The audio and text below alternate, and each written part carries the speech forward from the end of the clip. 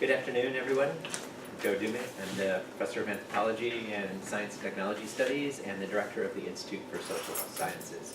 It's my pleasure to welcome you today to the latest installment in the ISS Noon Lecture Series. It represents a continuation of a program launched back when there was an Institute of Governmental Affairs that hosts distinguished speakers from UC Davis and beyond addressing pressing issues of politics and society. So our speaker today is Michael van Walt van Praag, a specialist in intrastate conflict resolution and currently a senior research fellow with the ISS. Michael van Walt has served as mediator in peace talks and as advisor to negotiating parties in many parts of the world, but mostly in Caucasus, Asia, and South Pacific and Africa. He's currently executive president of CRETA, an international non-governmental organization for the prevention and resolution of violent interstate conflict, which he co-founded in 1999. For the preceding 8 years, he was the General Secretary of the Unrepresented Nations and Peoples Organization, UNPO, in The Hague. Van Walt holds a law degree from the University of Utrecht, an LLM from Wayne State University in Detroit, and a doctorate in international law from the University of Utrecht. As he presents a lecture entitled Addressing History in Intrastate Peace Processes, please join me in welcoming Michael van Walt van Praag.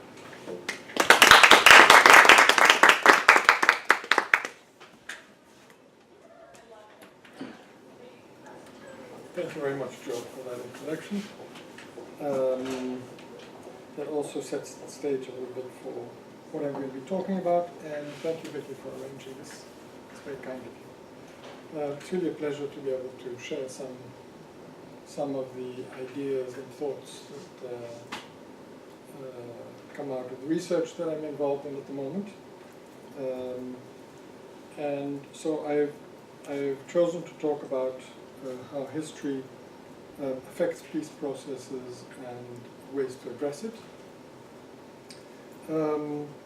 Because this is one of the obstacles that in mediation I and other mediators around the world find is a recurring obstacle, is the actual presence of history both in the conflicts and in peace processes. In the geographic area of focus of my research at the moment is on Inner and East Asia. And by that I mean everything pretty much from the southern slopes of the Himalayas up to Mongolian plateau and east to the Pacific Ocean. And extensive regions in Asia, including this area, a number of states and their populations are affected by conflicts. And most of these include competing views of history. In some they play a minor role, but in most, especially in identity-based and territorially centered conflicts, this is a crucial factor and a formidable obstacle to the resolution of these conflicts. Positions taken by parties are based on readings of history, which are used to demonstrate or deny the legitimacy of their claims. The issues at stake are certainly of the present, but in many of these conflicts, the keys are located somewhere in the past. To give you some examples, tensions that have flared up, and some of the examples that you're well aware of, I'm sure. Tensions that have flared up in China and Vietnam and other states in Southeast Asia over portions of the South China Sea and the East China Sea, also with Japan. Territorial conflicts between China and India, border disputes between Cambodia and Thailand, all are difficult to understand without understanding also the differing perceptions of history held by these parties. Same is true of conflicts within states, in particular those involving identity issues and issues of contested authority. And examples of that is, of course, in China, for example, the conflicts between the government of the PRC and the Tibetans, that same government and the Uyghurs, and to a lesser extent the Mongolians within the PRC. In India you have tensions as well, for example between the Nagas and the government of India, and of course with Kashmir as well. In Southeast Asia, in Myanmar, the tensions between the Burmese-dominated government of Myanmar and, for example, the Kachin, the Karenni, the Wa, the Mon, the Karen, are also examples in which deeply felt historical bases related to different perceptions of the legitimacy of rulers in the past and legitimacy of rulers today play a role. So history is felt, invoked, and insisted on in conflicts and peace talks in a number of ways. Parties in conflict sometimes articulate their claims on the basis of historical arguments, as the PRC and Vietnam do in relation to the South China Sea. They may use such arguments to bolster their positions, as both sides did in the Thai-Cambodian border dispute before the International Court of Justice in 1962, and again much more recently in 2013. And as the PRC and India continue to do in relation to the dispute over the ownership of Arunachal Pradesh or Tawang and the Aksai Chin region in the Himalayas. Some insist that the other party accept their version of history, and in extreme cases as a precondition to actual negotiations. And this is a public position, for example, taken by the PRC in a number of situations, including in talks with Tibetan leaders. An important episode of history or its interpretation can also be the issue itself, or one of the issues itself, such as in the contested annexation of the Senkaku or the Yayok chain of islands by Japan in 1895. And with respect to the PRC's claim of territory in northeast India, for example, about 90,000 square kilometers, that is claimed on the basis of the PRC's position on the historical status of Tibet, which it says in 1914 was not competent to conclude an international treaty with the British over the border which was established at the time. And some security experts say that if China and India go to war again, it will be about this specific issue. But whether invoked explicitly or not, the conflicting parties' perception of their history inform their beliefs, their sense of entitlement, their sense of justice, and it permeates the agenda of talks, their respective expectations, their demands, and their arguments. And so, whether it's actually on the agenda or not, it is deeply ingrained in the persons of the negotiators themselves.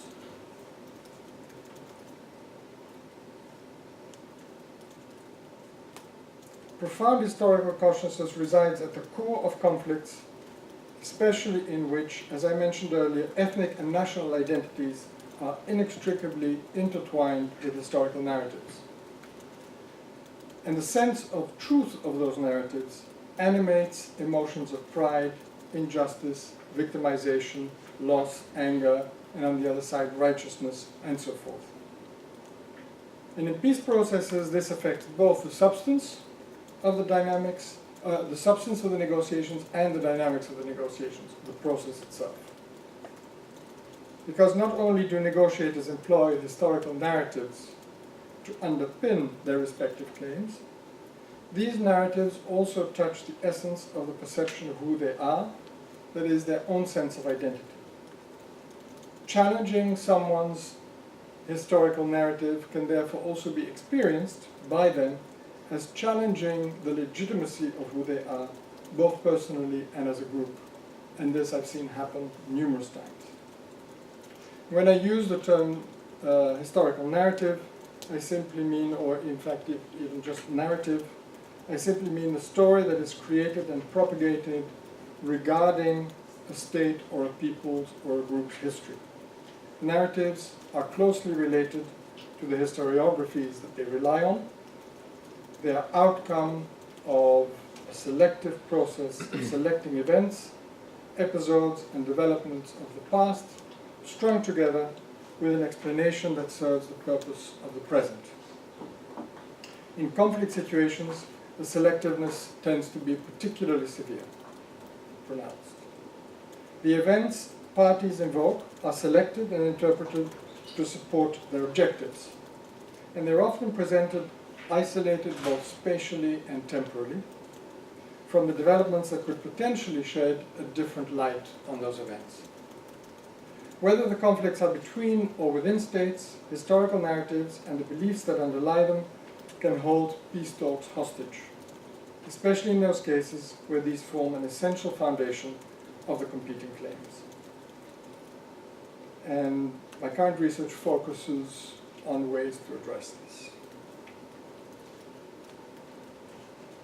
So loosening the grip of historical narratives that historical narratives have on conflicts and peace processes can be facilitated by an appreciation of the way they have come about.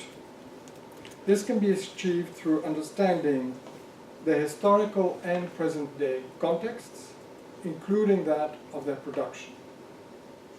I'd like to briefly touch on three of these contextualizations for this purpose. The first is placing the historical events and developments that parties use to substantiate their claims in the broader context in which they took place. Doing so enables everybody to better grasp the true nature of those events and developments, unencumbered by current notions, norms, and expectations. Using a wide variety of contemporary sources to examine the events and their circumstances should uncover the diversity of understandings that existed at the time, and lifting them out of isolation brings to light the degree of selectiveness that underlies the narratives. Together, these outcomes help negotiators understand the relative validity of each narrative and appreciate information that seemed contradictory before and therefore in their minds false. The second contextualization requires placing narratives and the historiographies they are based on in the context of their production. Awareness of who wrote the histories, when and for what purposes, may help to release the hold those narratives have on negotiators and on others. History has been written for many reasons, including, importantly, that of bolstering the legitimacy of rulers and regimes, justifying territorial claims and wars, and for purposes of nation building. Uncovering the identity of authors and their patrons, and the traditions and imperatives of certain kinds of historical writing, helps explain divergent perspectives reflected in these different sources. The practice of writing national histories, which is today prevalent throughout the world, our conditioning to think from the perspective of the nation-state paradigm, and our use of modern political and legal concepts and terminology to describe the past are all part of a particular approach to history that also colors it and affects how people perceive their history, and therefore that too needs to be exposed for what it is. The third context of the narratives in which the narratives need to be placed is that of the circumstances in which they were produced in their present-day form. The narratives in use in Inner East Asia today are to a large extent based on those generated to accompany the critical changes that took place in the 19th and early 20th century with the transformation of Asian polities into nation-states. Understanding those circumstances reveals much about the perceived needs the perceived needs, the narratives addressed at that time. And in the same light, it's necessary to understand the specific conditions that precipitate the creation or adaptations of those narratives today. Oftentimes these are related to disputes that exist today and the perceived needs of parties to work backwards from the outcome that they desire by building a winning historical case on the basis of today's norms and paradigms. So in the area of the geographic focus of my research in Inner and East Asia, these three contextualizations have yielded important insights, with direct and concrete applications to the field of international relations and in particular to conflict resolution. And let me just present one example out of each of these forms of contextualization to make the point.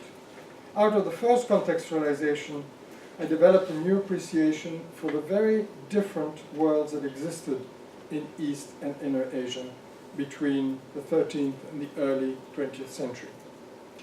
What emerges are three distinct worlds, each with its center of civilization or authority, its own worldview, and its own ideologies of legitimation of rulers that flows from that. The Jingkisid Mongol world, the Sinic world grounded in Confucian philosophy, and the Tibetan Buddhist world. Each also produced a distinct set of principles, norms, and rules governing relations among polities. Each world was very different from the others, even though they influenced each other at times overlapped. And they were completely different from today's world and the principles governing interstate relations today.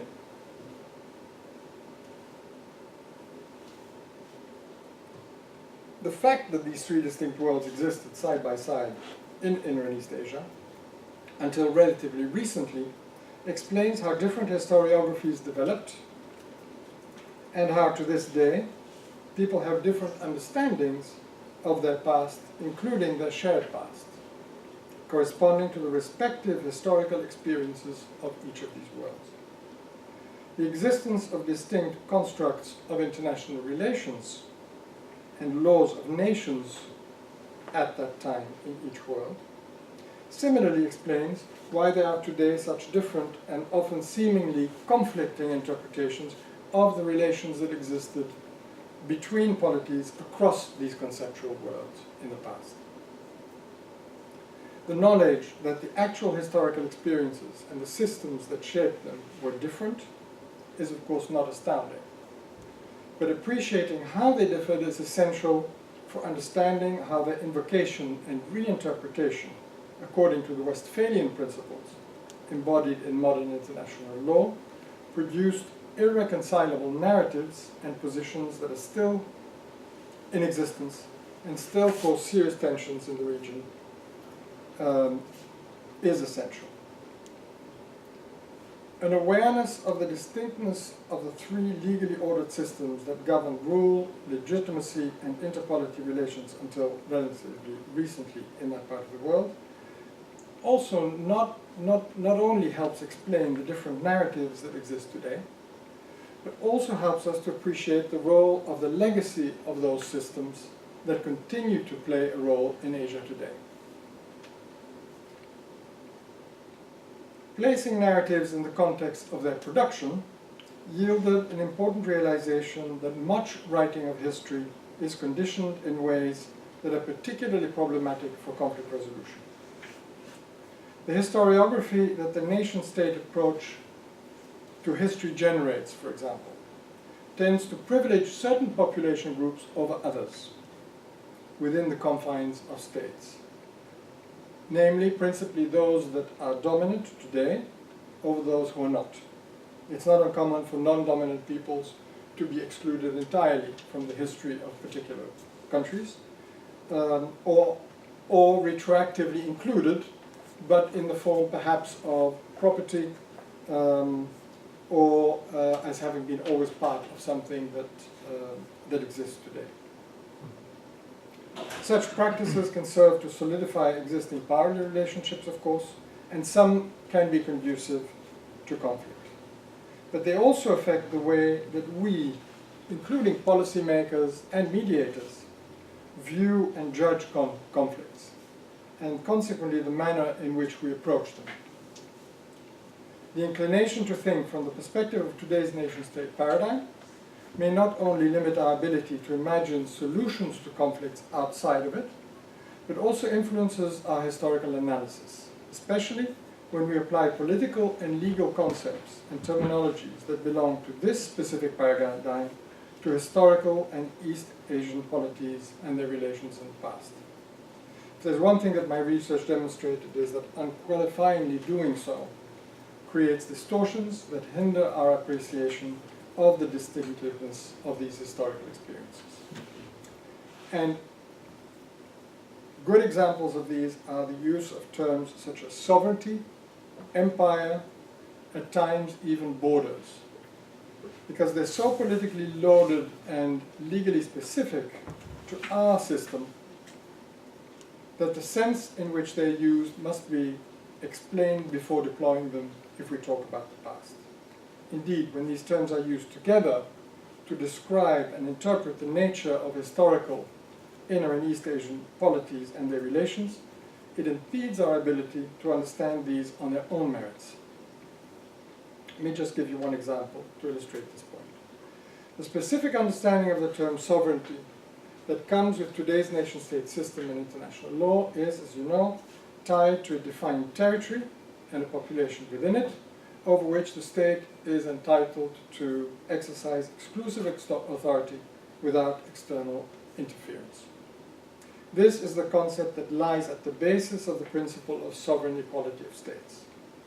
For formally, there's no higher authority than the state in this system.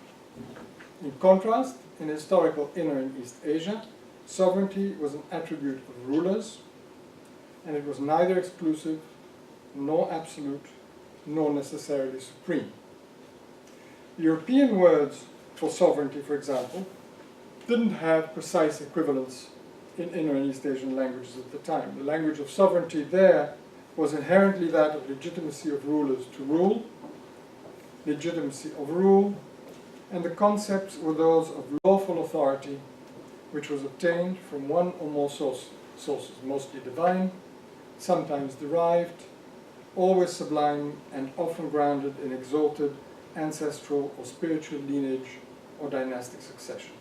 Sovereignty in this sense was mostly conceived as personal and divisible. It could be shared. It was generally layered. Sovereigns were not considered equal, some possessing greater power and stature than others. Indeed, inequality was an inherent part of inter-ruler relations from which inter-polity relations flowed. The existence of hierarchy among them, which at times entailed constraints on their power as well as forms of submission, made them unequal, but did not imply the incorporation of one polity into the other and its disappearance.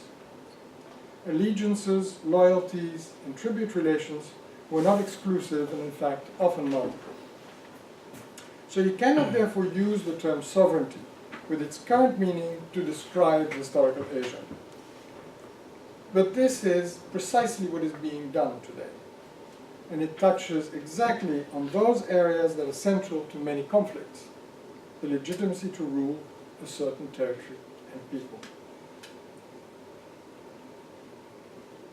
Concerning the third contextualization, if we take a close look at the narratives in use today, it becomes immediately clear that a large portion of them were crafted in an earlier period to serve needs and political projects that belonged to that period, but they're still held to be relevant today. I'm referring to the tumultuous transition in the 19th and early 20th century that I touched on earlier, of the then existing polities with their respective forms of rule, their respective systems of interpolity relations, to the new nation-state structure and ideology and international law. I can't do justice to what happened in that period in a few minutes. Let me just highlight a few aspects of relevance to some of today's conflicts and tensions in the region. The territorial emphasis inherent in European understandings of sovereignty led to assertions of exclusive rights and authority over territories and their populations, and to a generalized cartographic anxiety over territorial possessions, to borrow Sugata Bose's vivid phrase, requiring sharp definitions and demarcations of frontiers. as all territory needed to be claimed by some state to the exclusion of others, territorial conflicts and conflicts of authority to rule inevitably ensued. Assertiveness was rewarded as some claimants expanded their territorial possessions, while others were barely coping with fundamental changes taking place all around them.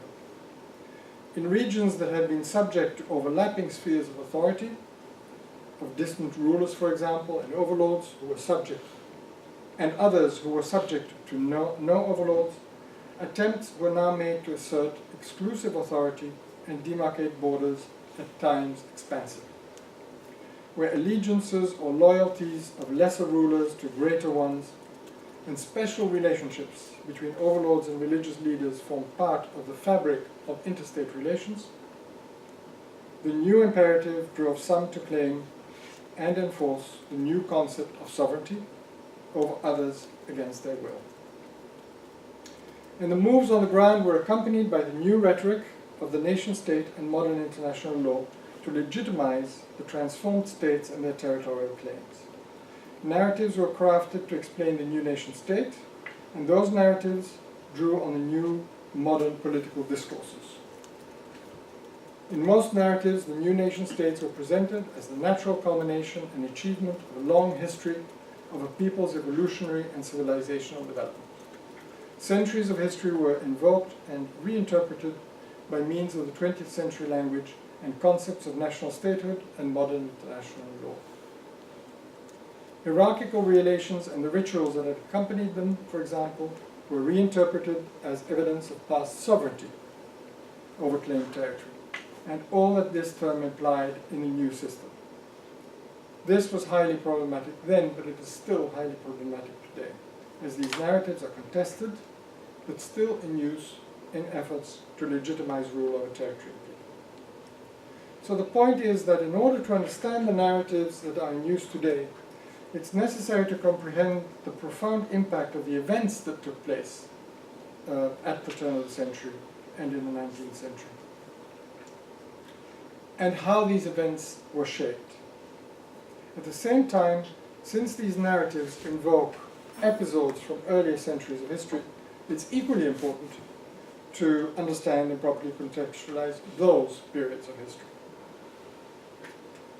In order to recognize some of the sources for the disagreements that our nation-state system has contributed to creating and has proven ill-equipped to resolve, it's necessary to get behind the modern facade of international law and international relations theory. The effects of the process of transition I just touched upon, together with the drawing or redrawing of borders that this produced in Inner and East Asia, have been lasting, and not just in the narratives they generated.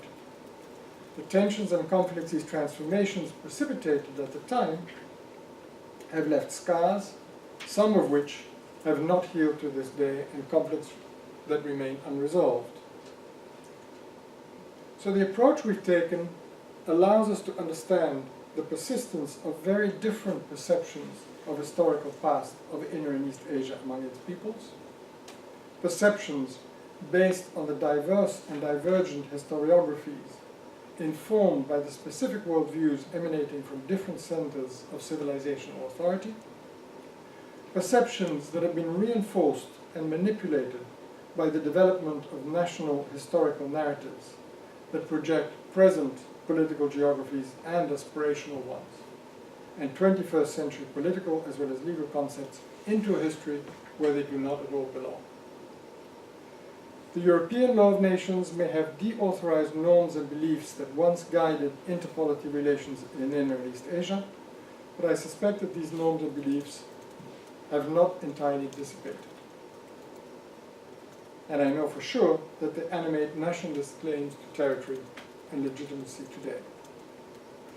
Ongoing tensions in Inner and East Asia, notably within the People's Republic of China and between the PRC and almost every one of its neighbors, and some states farther afield in the South China Sea, might have a better chance of being eased, were it possible, to produce a fuller and franker account of the assumptions that Asian polities and rulers still make regarding the appropriate ordering of their world, which continue to generate friction among them.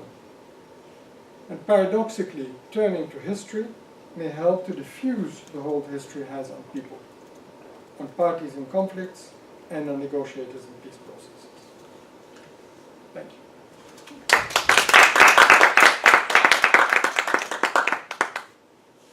Great. Time for questions.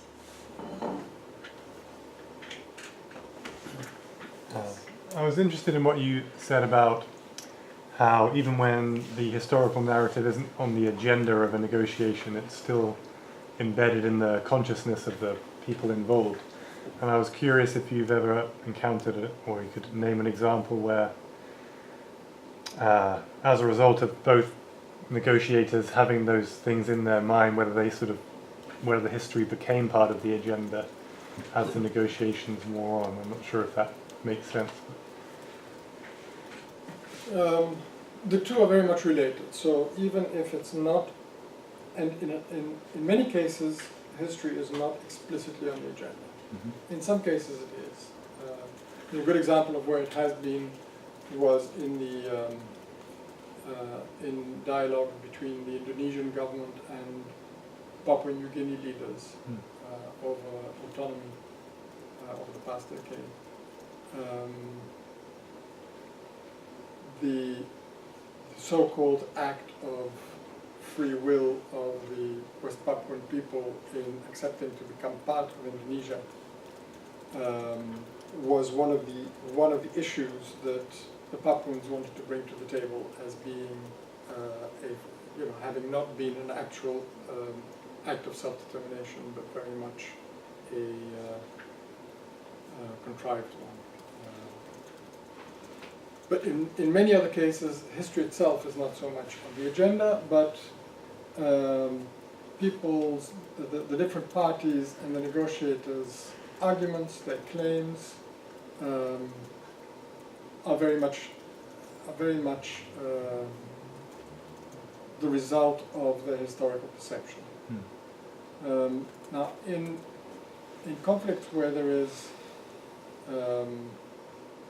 that are partly about identity, and that is very often in intrastate conflicts, then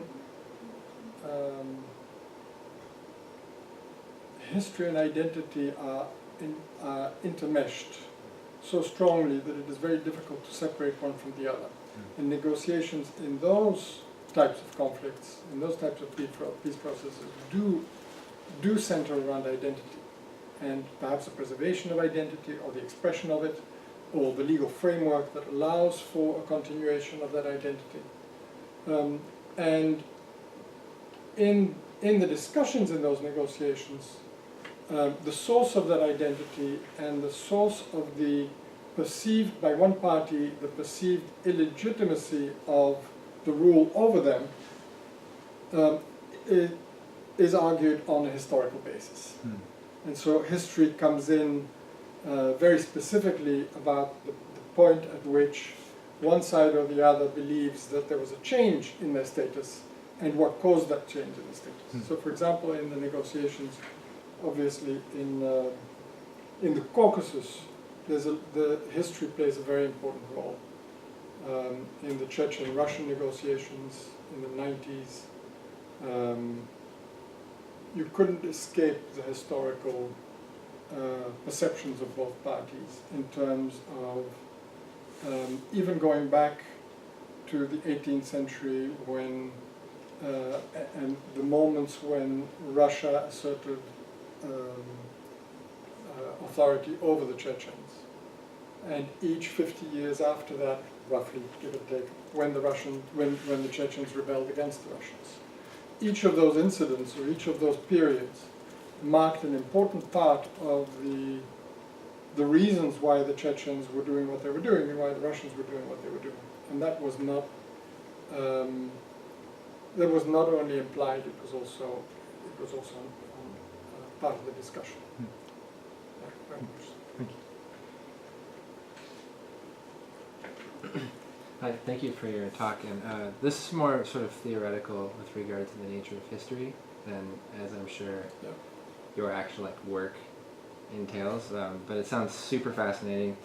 I'm interested in the role of the future in history or historical narratives, and how it is, you touched on this when you described the ways in which groups present themselves in their articulation of a claim toward a certain end in the negotiation process, wherein it seems that the articulation of a historical narrative seems to be used, right, toward a sort of future goal. And I'm wondering if the future just as much shapes the historical narrative as does the past in terms of its like presentation or usefulness for these groups. Yes, and I think it is when I talked about the projection of current geographies and political concepts into the past, I also mentioned in some cases it's aspirational, which is obviously a future objective. Right, that's what I meant. And that also helps to shape the way in which you develop a historical narrative that can support the road towards that, that sets you up for it. And that doesn't necessarily need to be negative. And many of the things I said today don't necessarily need to be negative in normal circumstances. Sure. Nation building is a very important aspect of creating a sense of belonging, of creating a sense of identity, and of coherence within a community. And so that, for example, is a very positive thing to do. But when it is conflictual, when it's contested, when it is sometimes not all-inclusive, then that is when these practices become really problematic. And so, for example, if an aspirational geography, to use that, or a goal becomes one of the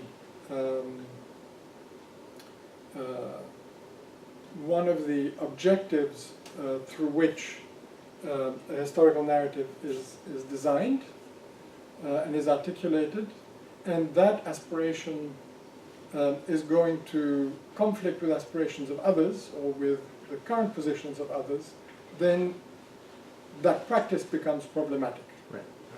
And the same is true of just projecting from current geographies into the past. Right. To justify those geographies today, to justify the control of particular territory or the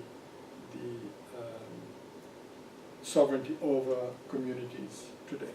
Thanks. And the reverse, also to justify objectives of separating from existing states. The same mechanism is used there and can lead to the same type of conflictual situation. This is not your geographical expertise at all, but I wonder if you could say something about the role of peace negotiators or negotiations of the type you're talking about with regard to Standing Rock happening right now, and kind of, is there any role for international peace negotiations to intervene, or is this a successful complete capture of a dispute that from almost any other historical perspective would be seen as a sovereign people versus a nation state? I don't know the ins and outs of the Standing Rock situation at the moment, other than what is available in the press. I'm talking to a few people about it, but in other words, I don't know it in depth at all. I do understand that at the federal level there have been some initiatives to try to at least stop the process of building the pipeline to give time to resolve the issues that are bringing parties to a conflict, including questions relating to consultation and how the consultations were done that are required for this type of construction in these situations, and that the Department of Justice has also tried to bring some type of dialogue between the parties. And my understanding is that one of the problems is primarily the company involved. In other words, others involved, there is now some understanding, for example, the state level, at the federal level, and at the level of the Sioux Nation, there is an understanding that this dialogue is possible and useful. But with respect to the company, as far as I understand, there is a problem there. So, having said that, and that may be inaccurate, because as I say, this is just from public information. There may be other information there. Yes, I think that there is this. I know that some of the arguments that are being made today by the Sioux are very historical and have to do with their status, with the treaties they concluded, with the non-fulfillment of certain provisions in those treaties, and claiming a status for themselves in relation to this particular problem in this particular piece of land, that are very, very historically grounded. And so here, yes, there is also a very clear divide in the perception of history and what happened in the past and why it happened. Plus a layer of, and this is again fairly typical of these kinds of conflicts, plus a layer of a feeling of repeated injustice that has been done on the basis of the same set of historical circumstances. And so that compounds at least the emotional side of the conflict, possibly on both sides. Is there a place for some international mediation? I think from the US governmental and federal government perspective, everything can be resolved within the federal system. There are organs that do mediation, etc. But you see this same type of conflict happening in so many other parts of the world, also with indigenous peoples, land rights, water rights, historical claims, and typically part of the problem in resolving them within the confines of the state is that there may be a lack or insufficient trust between the non-state party, in this case the Sioux, and any governmental authority, whether it's federal or state, because of the history of the past. And so sometimes in those situations it helps to have outside parties. It can be international, it can be non-governmental, but parties that are acceptable to all sides, in this case at least 3, maybe 4 sides or more, to play a role in it. In our experience in certain places where there were similar types of conflicts and similar issues, this has been very helpful. Even just to get people to agree to talk. Let me give you an example. In one example in the South Pacific that had to do with huge mines, open mines, an indigenous population and a government, both at a autonomous level and a government at the international level. The problem that we encountered as mediators was that the company did not want, even though they at some point accepted to have a dialogue and negotiations, they did not want most issues on the agenda that the other parties wanted on the agenda. And so they wanted to limit it only to environmental issues, strictly conceived. No political issues, no land issues, no traditional issues, no history, and no history of that particular conflict either.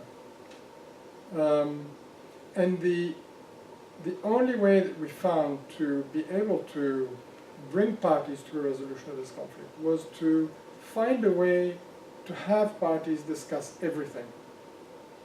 In other words, all the issues that any party wants on the table has to be discussed. So how do you do it if one party doesn't want to do it? So we devised a system that we would come together to discuss the agenda. It wasn't the agenda, it was just discussing what would be on the agenda. And for that purpose, anything could be proposed and discussed and argued and presented.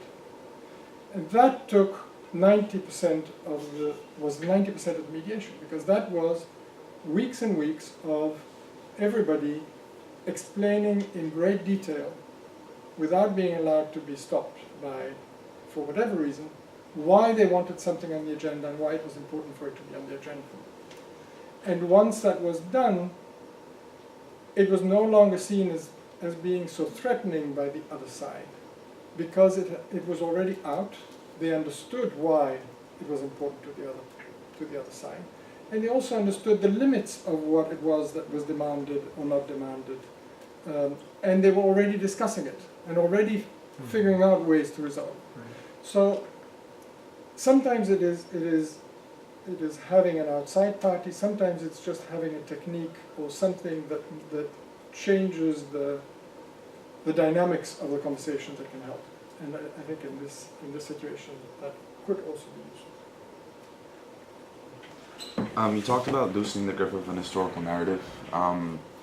When you say this, do you mean specifically that it's important to do this within the minds of the negotiators who are in the room? Or is it necessary, in your experience, in order to achieve true mediation, to have to expand that to maybe a government or the society at large? Obviously, ideally to all three. And for a long-term sustainable solution, that's important. Especially if, a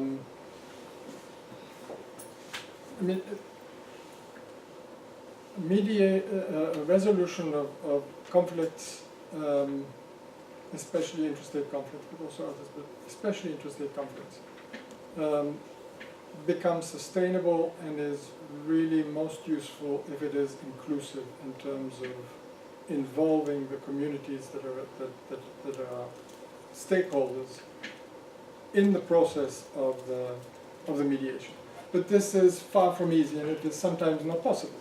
If the parties themselves don't want it, the mediator has no role to tell them they have to do it differently. The mediator is just helping those parties resolve it. You can suggest, you can argue it, but so sometimes it is not possible, and you're stuck with only a negotiating team, and then you try to encourage them to have consultations, etc., on their own with their different constituencies, and that sometimes works. But if the negotiators themselves cannot change their relationship with that historical narrative, then it's very difficult to get anything else done, because that is where the initial conversations take place, that is where a solution has to be found. At the same time, if they're subject to the pressures from other people in the government or from their constituency not to give up that particular aspect of their position or the grounds for that position, then one has to obviously work with the constituencies that bring pressure. So the answer is, I suppose, that in the short term, it's important that you focus on the negotiators and their relationship to the problem.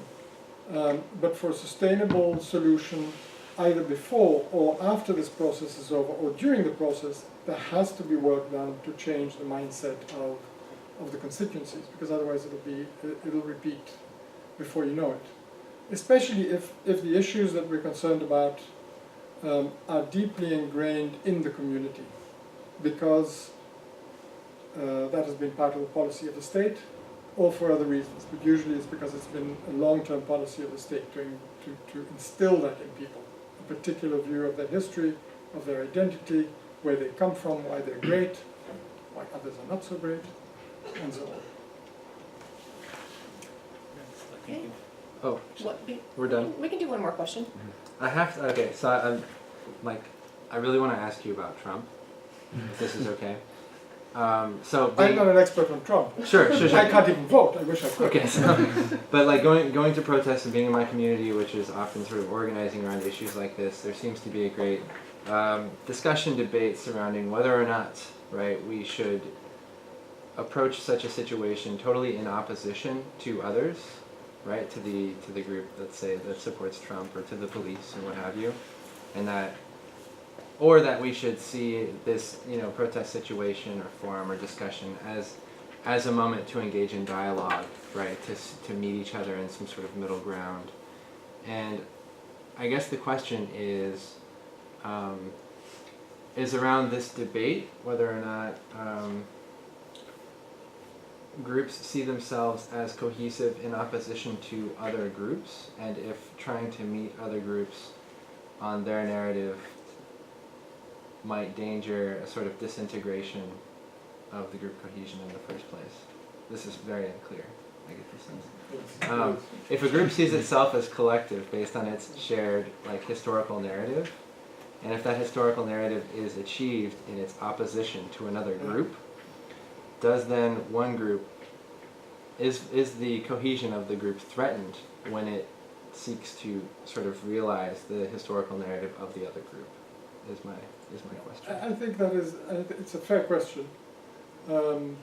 I think that often the fear of losing that cohesion leads groups and leaders of groups to hold on to that, to narratives that the cohesion is built around. So, if you're asking mediator, our objective would be to help people to break somewhat loose from that historical narrative, or at least to understand the narrative for what it is. That it is a narrative. You can, if you see it for what it is, that it's a narrative that builds cohesion, and this is what its purpose is, then it loses some of its hold on you.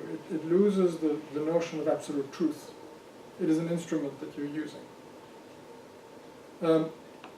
And so in conversations with others, making that apparent can help for people to look at facts as opposed to narratives, for example, look at how people interpreted facts differently. I mean, in the US, I think there are very many examples of where the two sides in this particular debate see things and are completely convinced of the truth of them simply from building their argument in a different way. From what I talked about earlier, selectively building an argument or building a narrative, ignoring certain other sides of it or certain circumstances around it. And over the past maybe 15 years or a couple of decades, certainly over the last 15 and 10 years, increasingly, my observation is simply that society in the US is becoming increasingly polarized because there are separate instruments reinforcing narratives. So each community goes to, each political community or ideological community goes to the sources for their news that respond to their perceptions of reality. And those sources confirm that, again, in selective ways and other ways, and sometimes consciously, sometimes not consciously, but it caters to a public that is already within that frame of mind. And that happens not just in terms of the television news or newspapers, it also happens in terms of the way that news is spread now through social media. There are so many channels of obtaining information that are purposefully very selective, that communities grow apart because they have fewer opportunities to hear other sides of it, and so it's dangerous for a country, I think.